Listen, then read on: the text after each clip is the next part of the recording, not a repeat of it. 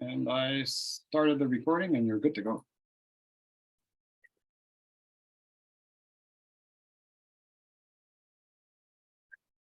Hello, everyone, and welcome to this afternoon's session that we're going to have from the Digital Transformation in Government 2023, our second presentation of the day from Dr. Kimiz Dalkir, who's the Director of Information Studies at McGill University. We just came out with a presentation, a great presentation on the, so we'll be going into this one. On knowledge management, we did see knowledge management in the post-world truth. Now we're going to see future trends in knowledge management. Okay, so why don't, I guess for this one, not sure if I have a full-on bio. Why don't I hand things over to you and once you're done. So for everybody on the call, we have a Q&A button at the bottom, so please click on that to add your questions and we'll address them at the end of the session. Thank you. Okay, thank you very much, Jean, and welcome everybody. So I'm going to share with you some thoughts on where I think KM is heading, some future trends. I'm going to just turn my camera off while I'm showing you the slides, and then I'll turn it back on for the questions at the end. Okay, so what I'd like to talk to you about are some of the key milestones to date, where KM is more or less today, some of the major challenges, some of the major trends, and then what's next. And really what's next is some of my personal thoughts. I've been publishing a book on KM theory and practice. You see the fourth edition there on your screen, which just came out last May.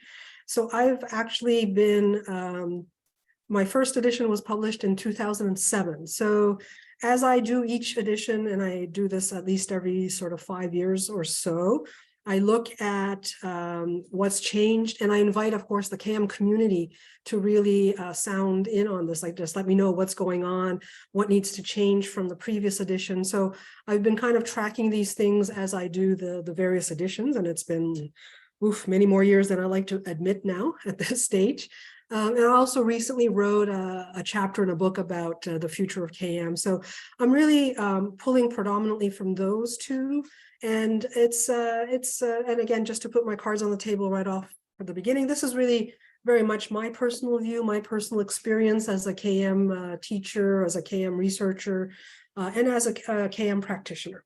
So feel free to argue with me as we get there, because I don't have that magic crystal ball necessarily. So let's talk a little bit about the milestones without going into too much detail. So knowledge management, of course, was being done before we knew or started using the term knowledge management. In fact, the first term we used was knowledge worker, coined by Peter Drucker in 1959. The 90s were kind of like the heyday of KM, where we started talking about the actual label knowledge management. 9/11 really made KM very visible, where it became quite obvious that we had a lot of the knowledge, but we were simply not connecting the dots, and the whole consequences of knowledge silos became very visible. And then in 2018 was a key milestone, is the ISO 40301 standard was established, where it does focus mostly, if not solely, on knowledge management systems.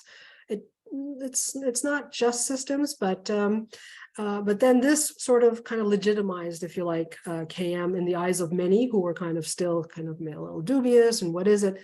And a lot of this stems from the fact that KM is both very obvious and intuitive to do, which works for and against KM, right? So everyone's like, yeah, we manage our knowledge. Of course, it's important, but then we want to make this a deliberate, conscious strategy, process, technology, HR policy, and so forth. And that's where there's a bit of a disconnect. And the recent COVID-19 pandemic also really highlighted how important it was to share tacit knowledge face-to-face. So we had a significant loss of tacit knowledge, especially for people who were hired during the pandemic and worked remotely and never really had a chance to have those serendipitous, lunchroom or in the corridor or spontaneous kind of conversations. So I think it's summed up nicely by Nakash and Bunik that the goal 20 years ago was to find knowledge, and today the challenge is to accurately find the right knowledge. So the KM standard, I took a little excerpt here if you want to have a look. It's really saying that an organization has to manage its knowledge properly.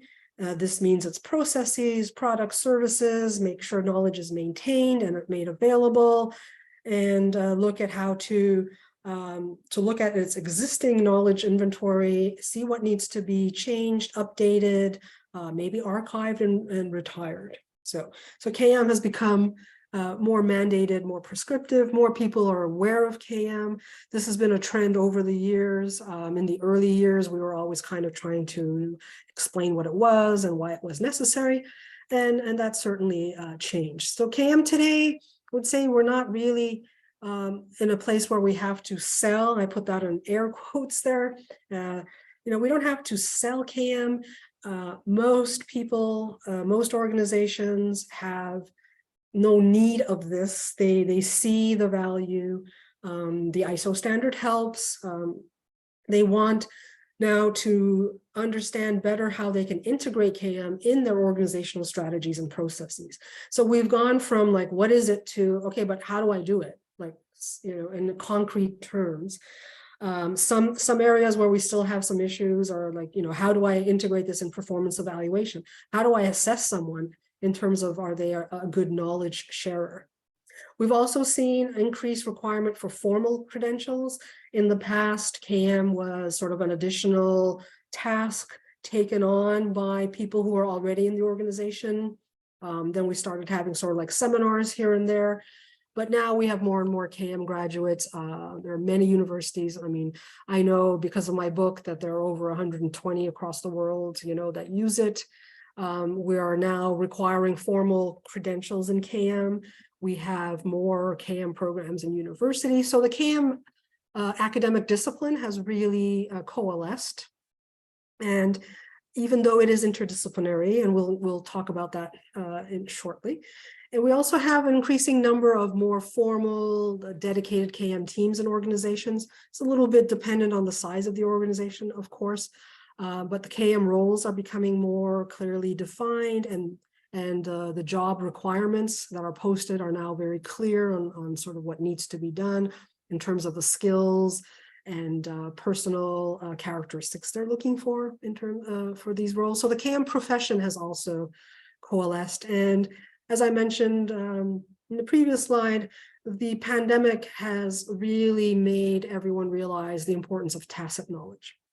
So it's exactly what we're doing today. We're having a remote presentation. We'll have a bit of Q&A at the end, and we will share primarily explicit, formal, documented knowledge. You'll have a copy of the slides, but the tacit knowledge behind all of this, that's all, that's best shared, created face-to-face, right? And takes a bit longer as well to do it. So that's where we're there now. I took also this excerpt of the KM processes that we did with my colleagues, Max Evans and Catalin Bidian. So this is essentially the KM cycle that we go through, but what we added in there was the need to learn. So I would say today, it's a bit ironic, but there are still some silos in KM. In particular, organizational learning tends to be a management science and practice. And KM, you can't, why would you do KM if you don't want to improve things in the organization? But they're not necessarily integrated. So we try to do that here, where we have the typical KM cycle where you identify, create, store, share, and use knowledge. But then we wanted to push that a bit further and say you need to learn and improve. And then I think what's missing still is we also need to innovate, because KM is still highly focused on increasing reuse and in order to increase efficiency of existing processes. So you see there I have the double loop learning. So single loop learning is, how can we do this better? Double loop learning is, should we even be doing this? Or should we be doing a completely different process, right? So you take a kind of zoom out and take a higher level view and actually question whether you should even be doing it. And the second major goal of KM is still kind of neglected, which is, yes, reuse for efficiency is absolutely necessary and a great goal. And we want to see that, and there's huge impact and great value generated, but KM can also be used to catalyze more innovation. So if I summarize, then the current state of the art is we're focusing on learning and improving from the past, really looking a lot at lessons learned, single loop learning, like can we do this better? Looking primarily at historical data, looking primarily at data from within the organization, not 100%, but mostly, and improving efficiency through reuse. And where we are not, again, my opinion, where there is less focus, I think, is on this double loop learning. Like, should we even be doing this? How do we get in new data?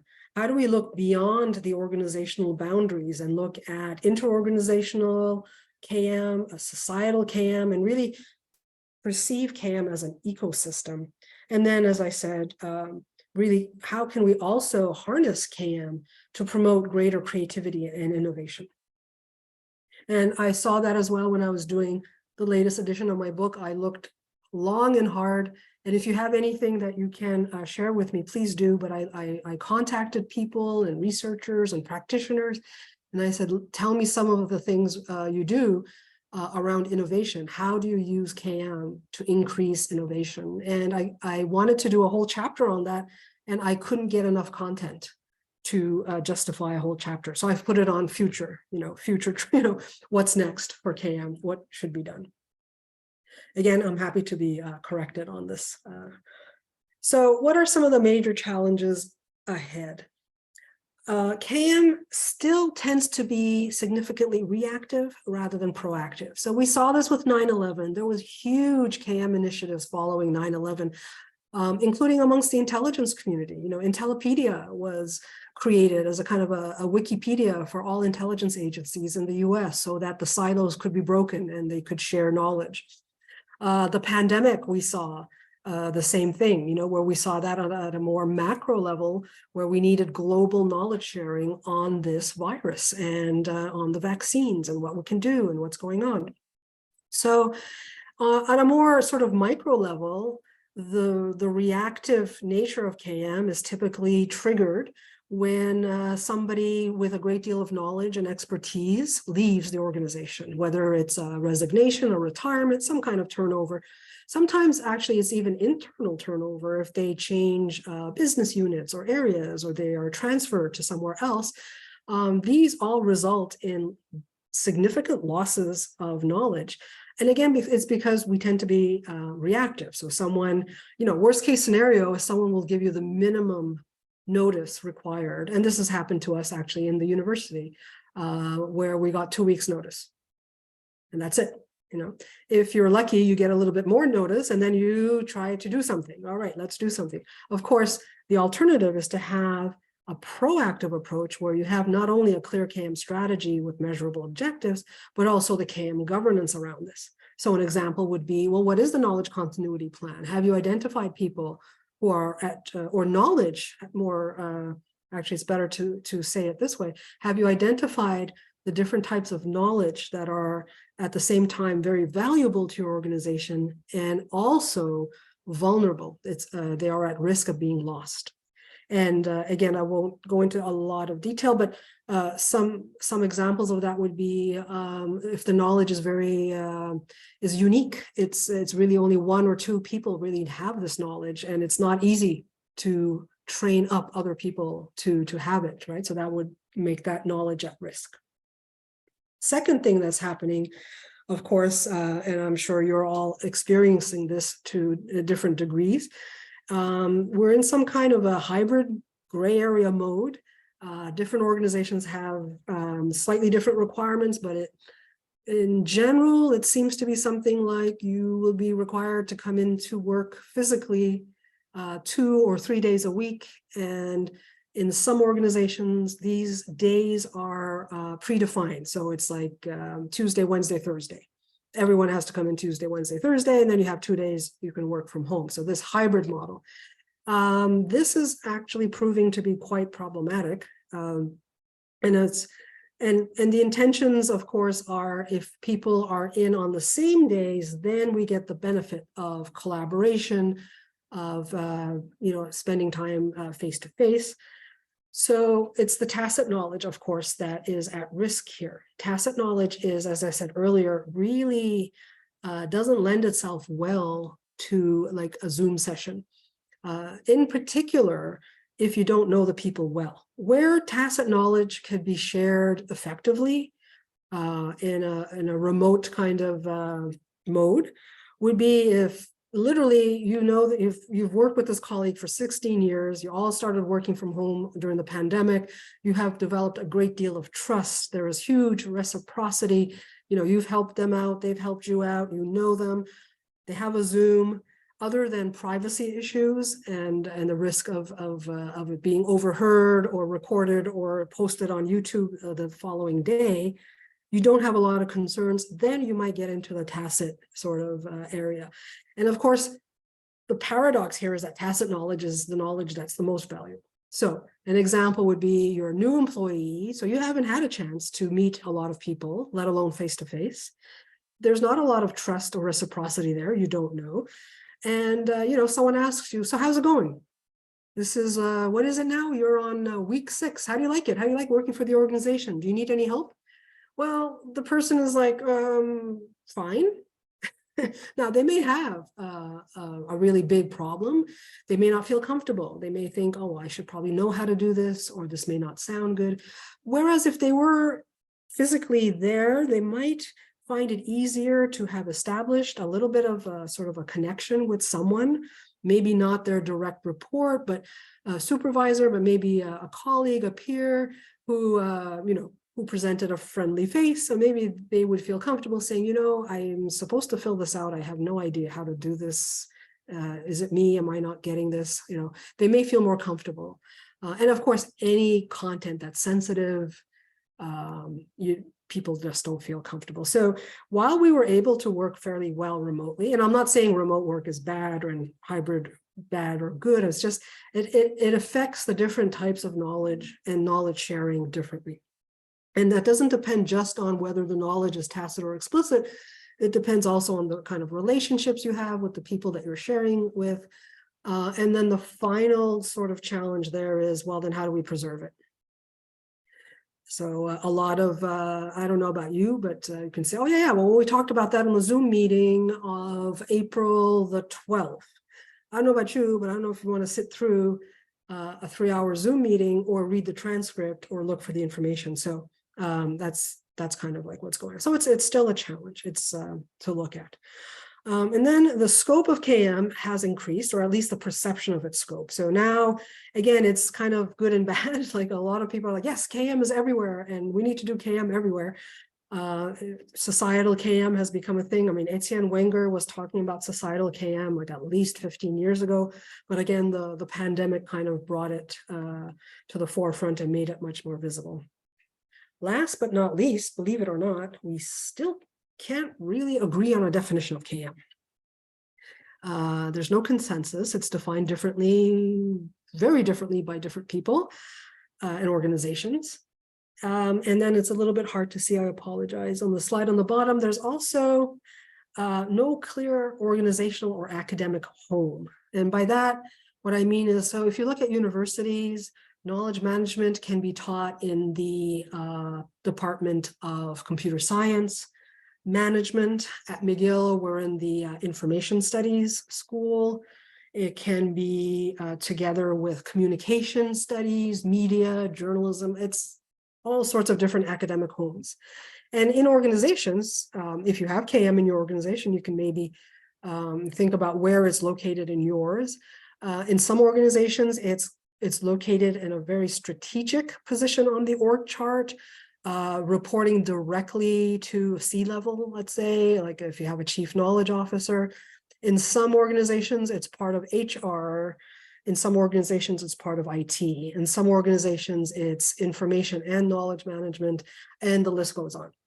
So again, it's not necessarily problematic, but it is in terms of perception again. So people sort of, their understanding of what KM is, and more importantly, what KM should be doing and where it should be doing that, it can be very, very different.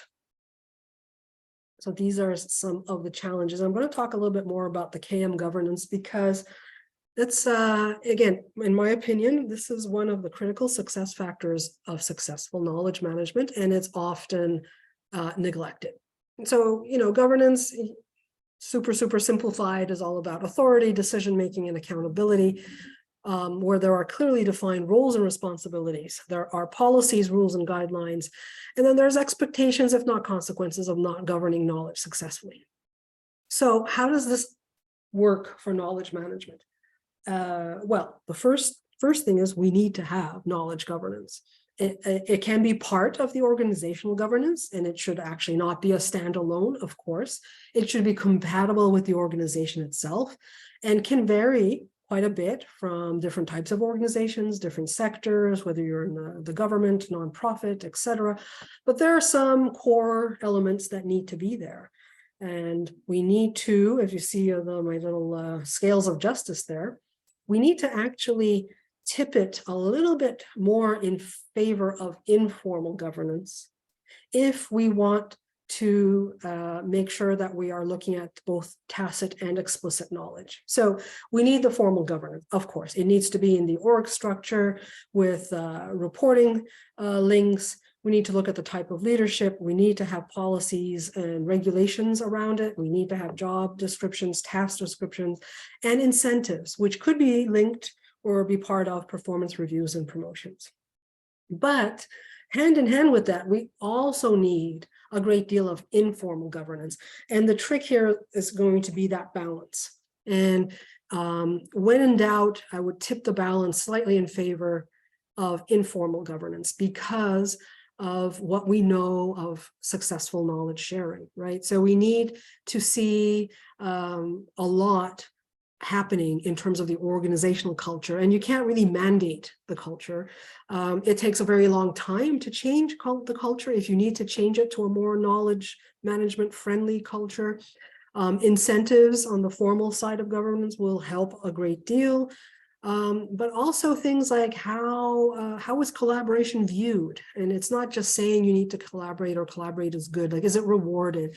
Or is it perceived as a loss of status, right? So those are some things that include but are not limited to incentives. And then this is a funny one, but just the physical space, virtual space, and more importantly, perhaps time.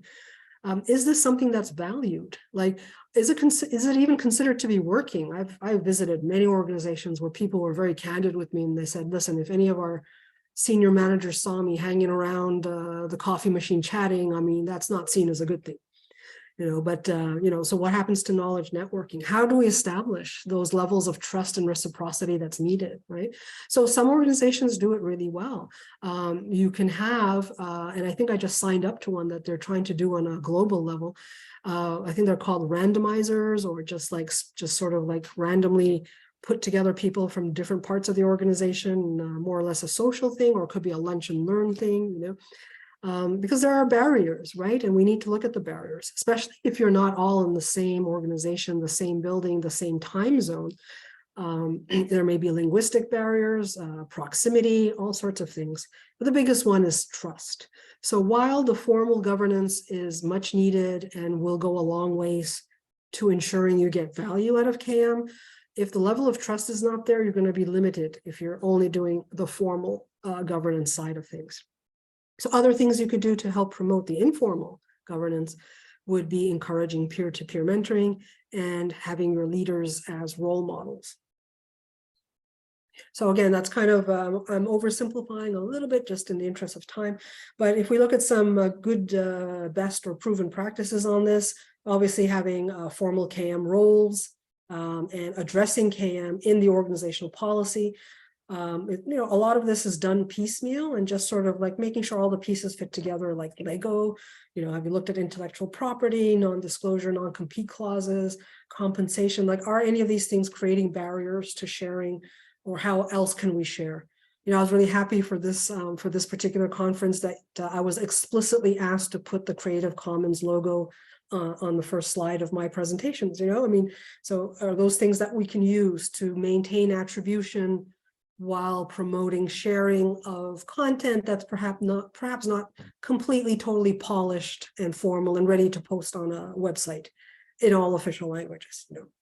So the formal governance is all about extrinsic rewards. We flip over to the informal side, role models, leaders, not necessarily just people in a formal leadership role, right? So we can have a lot in the peer network.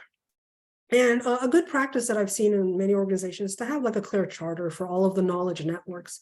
And this helps overcome this while you're just wasting time or just socializing or just chatting, because knowledge networking is a legitimate activity, both face-to-face and online. And a charter is kind of like sort of recognizes that, and also posts sort of clear roles, eligibility, and rules of conduct. And then on the informal side, we really want to favor more intrinsic rewards, such as recognition. So to wrap up then, some of the key KM trends that I'll talk to you about. First one is looking at integrated KM. And again, these are like my personal picks. This is not by any means comprehensive, just sort of the ones that I've sort of been seeing and being involved in. The phasing out of standalone KM. So KM used to be like its own little island. It used to be clearly distinguishable in a given organization. And while KM does have many unique features, it's not necessarily a good idea to isolate it. You can't do KM in isolation. I mean, that's the key message here.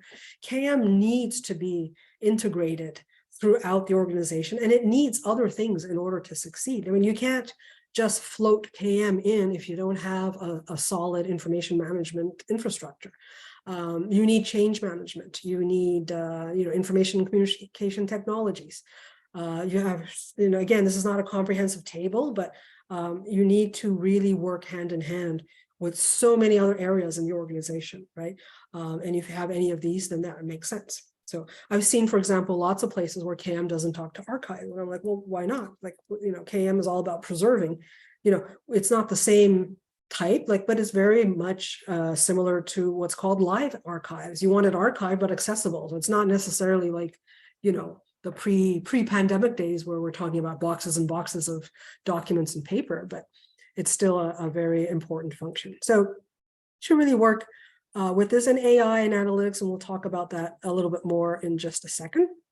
The second thing I'm seeing is scalable KM. So whereas traditionally we talked about KM at 3 levels, personal KM for an individual, group or a community level, project level KM, KM for the whole organization, then we sort of started seeing more inter-organizational, because of course an organization is not a deserted island either. But then with COVID, we're seeing societal KM or KM for social needs. And there is a growing community, for example, now looking at KM for climate change. And as I mentioned, we tended to be very reactive and short-term focused. So business continuity is, if a natural disaster, earthquake, something happens, can you resume your organizational activities within 4 to 5 days? That's too short-term focused. And then knowledge continuity is kind of like too long-term focused. So we need scalable KM. Like knowledge continuity tends to be, oh, well, we have this person, he or she is an expert in our field. They're going to be eligible to retire in 3 years. So let's look at putting together some kind of a plan where they could double up in their successor and so. But we need it to be scalable. Like we need to do them at the short and long term, but we need something that will be scalable both in terms of time and in terms of scope, global scope. The third one is something that I'm doing some research on right now, actually, where I am looking at how we could make KM more inclusive.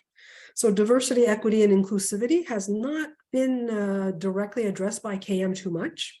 And there are many, many ways in which KM is not inclusive. So we can focus on a specific geographical area. We tend to be still very English centric, although in Canada and Canadian government, I would say it's English and French. But globally, text, document, English centric. The digital divide, of course, we're familiar with that, I'm sure, where some groups are marginalized. There's also marginalized groups, not only in society, but in a given organization. And these include those who have joined the organization during the pandemic, those individuals who have not had a chance to create a lot of networks, so they don't have a lot of social capital. They may not have access, same access to some of the infrastructure, the IT infrastructure. We can have different microcultures. And who gets to define what an expert is? Who gets to define what knowledge is valuable? Again, we saw with the pandemic that, of course, we need knowledge of experts, such as scientific experts. But what about frontline workers? You know, they also had very valuable knowledge about what was going on. So this is a little bit what that one is about. And similarly with this, we can harness some of the AI and KM to help us with this, to increase the inclusivity, increase findability of knowledge in all its forms, right? So the AI is good at that, and it will help us with the information overload so that we're not just focusing on text. We're not just focusing on English text. We're not just focusing on, a particular type of legacy content. And last but not least, and I know I've been emphasizing this a lot, but it's really the focus on tacit knowledge. And one particular aspect of this that became very obvious during the pandemic is knowing who knows what. So again, if we sort of hang around for enough time physically in a place, we do get to know who knows whom, but it's very difficult when it's remote. So the role of expertise locator systems, I think that's going to be another trend where we're going to need to make explicit at least who knows what, or who you should ask what kinds of questions to facilitate the sharing of tacit knowledge. So I will end with this one, which is, I talked a little bit already about the formalization of KM as an academic discipline, as a field of research. We have increasing number of publications and PhDs as an organizational practice with the ISO standard, which has also created the need for KM auditors. And that's it for what's next. You know, I'm not going to have the sole use of the crystal ball, so I just sort of throwing out a little bit what I've been seeing. I think we're going to have more integrated, less visible KM. That's just going to be part and parcel of what happens in an organization with increasing scope, hopefully increasing inclusivity, more out-of-the-box KM tools that will help us during disruptions such as the one we saw with the recent pandemic, more intelligent KM tools that make use of strengths of AI, and the continuing evolution of KM from a creative, reactive craft to a more formalized standard practice. And with that, I leave it to others to say, to chime in as to what they think is next for KM. Thank you very much.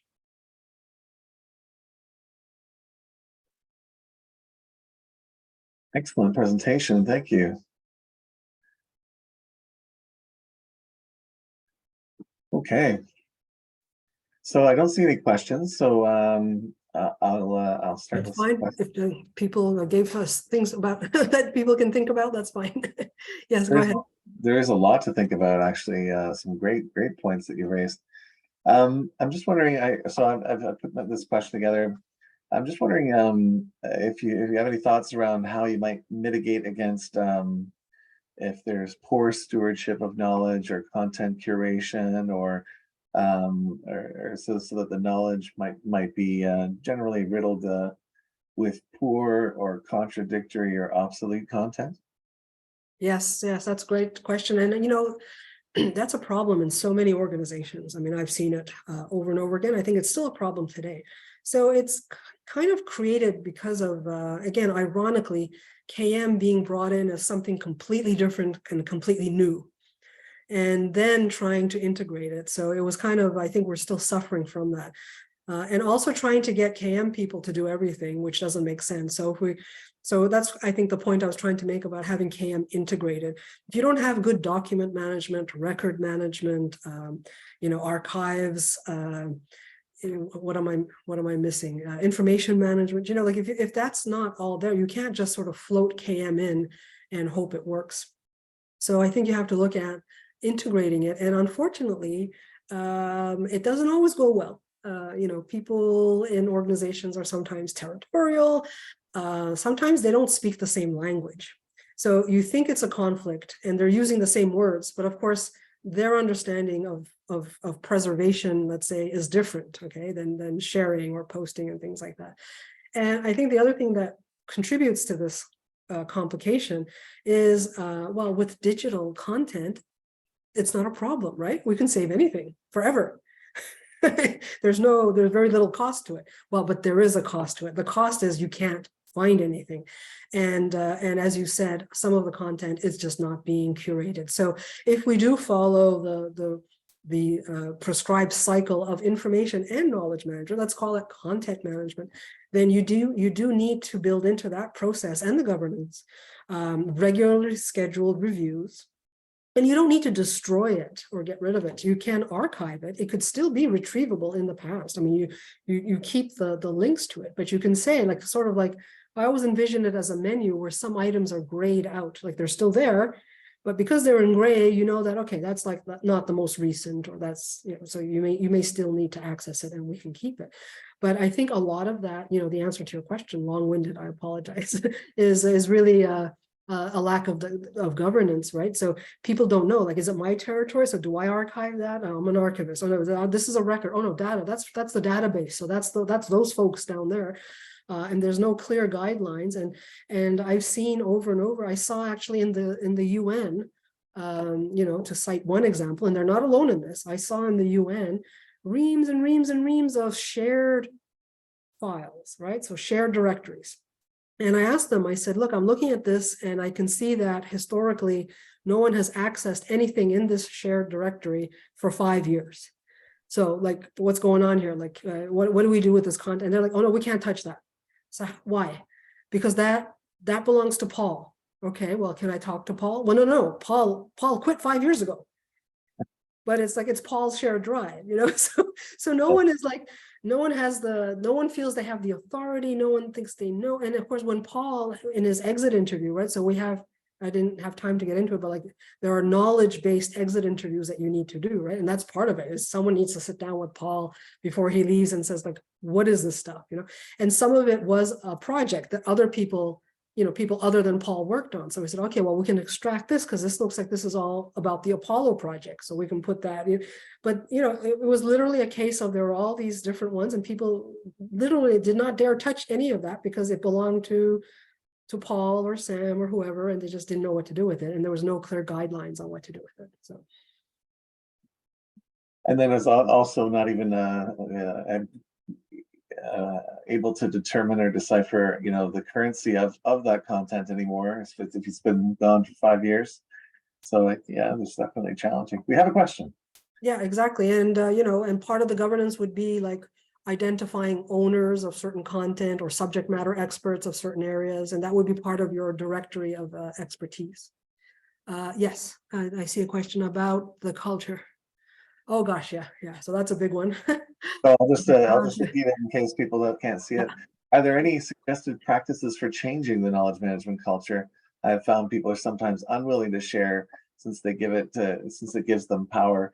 I know that for myself as well. I see the opposite happening sometimes, where there'll be a few key individuals who are sharing things, say on platforms such as some of these new platforms that we're using remotely now, and posting a whole lot of different pieces of knowledge that might pertain to what the team, and whether it's for growth or just for information, or even just for administration, and just maybe not a lot of awareness that it's there, or just not really not being engaged with those avenues, I guess.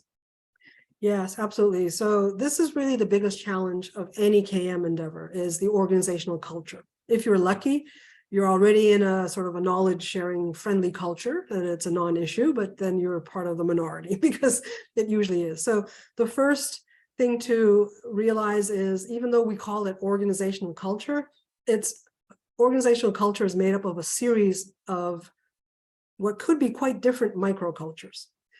So it could be by profession or business unit, like HR could have a different microculture than IT. And then there might be a sort of a culture of the organization, but first we need to recognize it's not one thing, it's many, many things. And ultimately it has very little to do with the organization, it has everything to do with the people in it.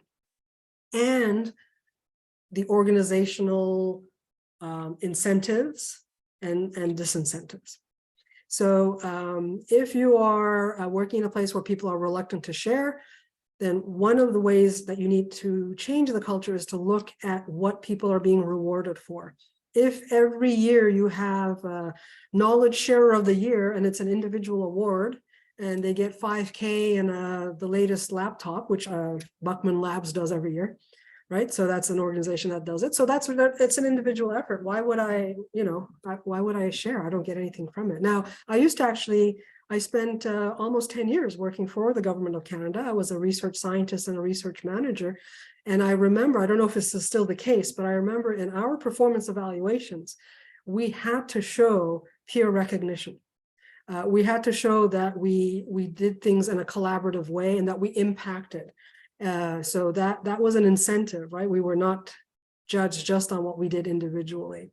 In other organizations, it's much more explicit. Your performance evaluation is, you have to, I'm thinking of Egan Zender, they're a headhunting organization.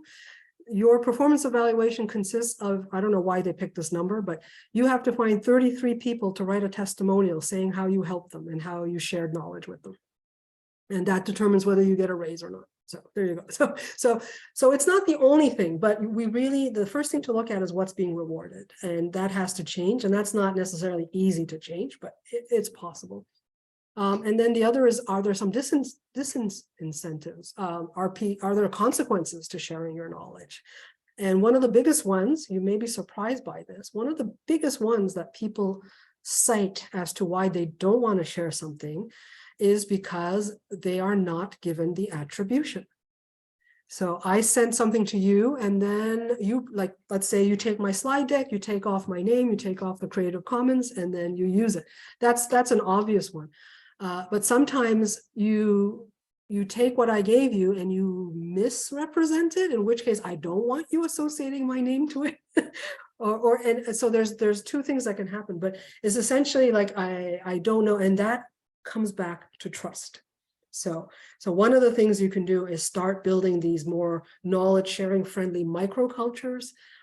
Start with providing opportunities for them to meet and exchange and build up this reciprocity, which in turn builds up trust. Because if I trust you, well, Jean, I just met you, but let's say, we had you helped me out last week. I was in a tough spot. I was looking for something. You helped me with it. And you say, hey, can I take your presentation and present some of your slides? I'd be like, yeah, sure. Because I trust you now. So that is what would be some good first steps. And then so that's like bottom up, and then look top down, look at the governance, which needs to address what's being rewarded. Like before you change the policies and rules, make sure you understand what's being rewarded, because people are, I know I'm like super simplifying human behavior here, but people will tend to do things they're rewarded for, and they'll tend to avoid doing things that has a poor outcome for them in terms of their career and their professional career at that organization. Very good insights there. I know that for our team, we tend to try and do some weekly peer reviews so that we share the responsibility of presenting things to others. So just to get people familiar with, and just to ease of presenting to not just ourselves, but also to give feedback as to how they might be presenting to executives, or and as well just few refinements if needed here and there. That just an open and safe space to do that, and especially within our team. So we don't want to be mentioning these things as we're presenting outside of our team. So there you go. That's a great example. And the final thing I would tell you for culture is manage expectations. It's going to take a long time. Like 10 years, it may take 10 years. It could take 5 to 10 years, depending on the complexity and where your starting point is. So I think a lot of times, people are still not sharing. They're still reluctant. Well, you have to give it time. And it's like those little steps, those little one microculture at a time, it'll eventually spread. But yeah, so thank you.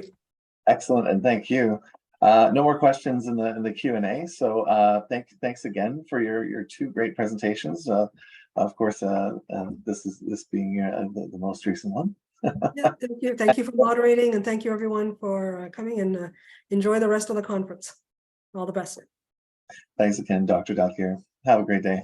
You too. All right, that brings us to a close. If you want to watch anything else on the other streams, you'll have to disconnect and reconnect to those. There's two other sessions happening today after this one. Okay, thanks everyone. Hope to see you later. Bye.